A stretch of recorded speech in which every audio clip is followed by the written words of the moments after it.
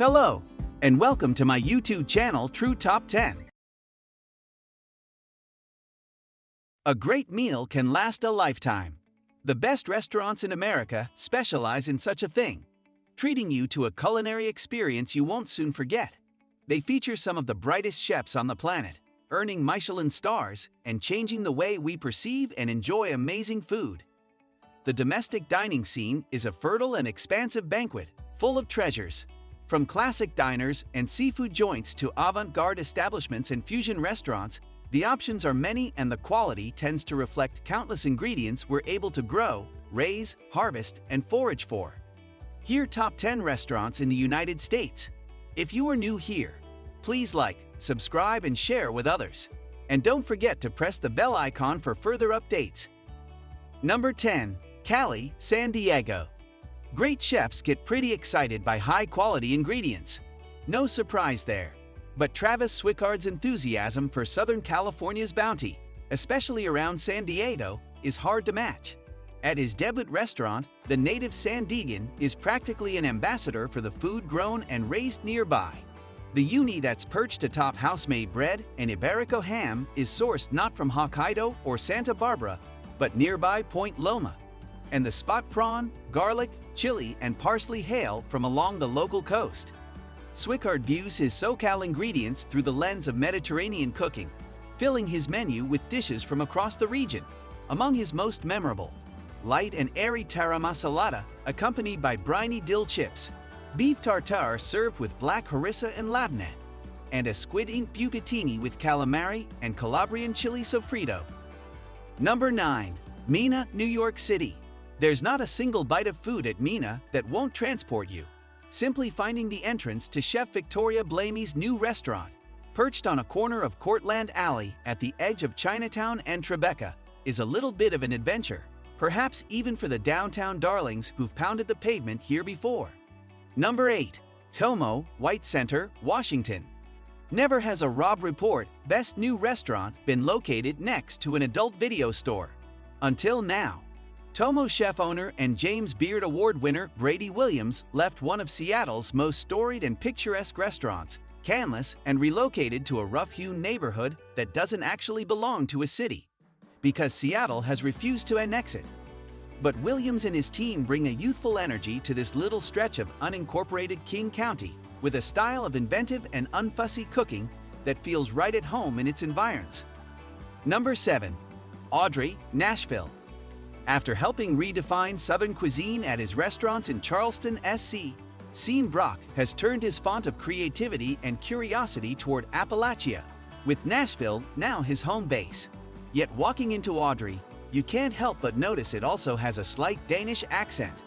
The design of the room, with its modern lines and gray walls offset by the warmth of wood details and foliage hanging from the ceiling, may be inspired by the American region, but it brings to mind some of Copenhagen's finest dining establishments. When the food arrives, though, it's all Brock.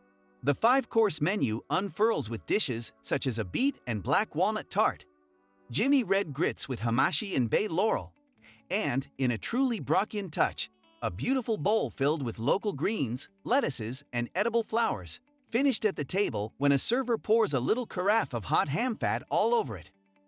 Number 6. Horses, Los Angeles. Horses is not trying to reinvent the wheel. That's kind of the point. Chef owners Liz Johnson and Will Akajanian's laid-back approach starts with the space itself. They didn't build out an entirely new restaurant. Instead, they replaced a gastropub, the Pikey, which shuttered in 2020.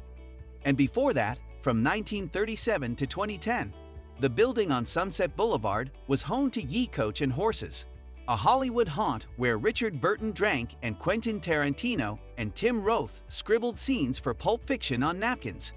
The chefs, a married couple whose joint resume includes Noma and the catbird seat, gave the interiors a refresh but preserved the place's vintage charm. Number 5. Meridian, Dallas. At Chef Junior Borges' modern Brazilian restaurant, Meridian, he's highlighting food from his childhood in Rio de Janeiro and then incorporating flavors from around Texas and the world. So a plate of capicola and pickles comes with tapioca Brazilian cheese fritters that are chewy inside and perfectly crisp on the outside. quail is stuffed with foie gras and served with a just made with the Brazilian guava paste goiabada. And there's Texas Wagyu beef, but the steak on offer is the picanha, a cut that was first popularized in his native country. At Meridian, Borges is taking the familiar and having fun with it. Restaurant menus are flooded with little gem Kaiser salads, but he's opted for a kohlrabi-based version. In Meridian's rendition, ribbons of the German turnip offer a crisp and refreshing counterpoint to the anchovy-filled aioli they're nestled in, while fresh mint leaves provide herbal punch to an already flavorful dish. Number 4. Le Trois Chevaux, New York City. When the Beatrice Inn closed in 2020, nearly a century of history went with it. But so did any obligation to recreate the heavy servings of red meat Chef Angie Mar made famous there in recent years. At Les Trois Chevaux, the airy, intimate space she opened next door to the Beatrice last July, Mar is again both proprietor and chef, but now prepares fish and fowl with the disciplined decadence the famed French chef Auguste Escoffier turned into a global standard in the late 19th century. Number 3. Kasama, Chicago. Kasama is 2 restaurants in one. By day, it's a casual cafe serving Filipino-influenced fare, including longanisa sausage breakfast sandwiches, chicken adobo with garlic rice, and an array of delectable pastries such as Yude Huckleberry Bosque cake. At night, the married duo of Ginny Kwan and Tim Flores turn that same space into a tasting menu-only restaurant that takes traditional Filipino foods Flores ate growing up. Think kinalaw, marinated raw fish, lumpia, fried spring rolls, and carrot care, a peanut-based stew, and transforms them into beautifully composed dishes. Number 2. March, Houston. Tasting menu restaurants are a high-wire act. In the wrong hands, the procession of courses can feel like drudgery, the waitstaff robotic, the atmosphere self-serious, and the over-manipulated food too precious. But when the service, food, and design all align, the effect of a superior tasting menu establishment can be transportive, enveloping you in its charm.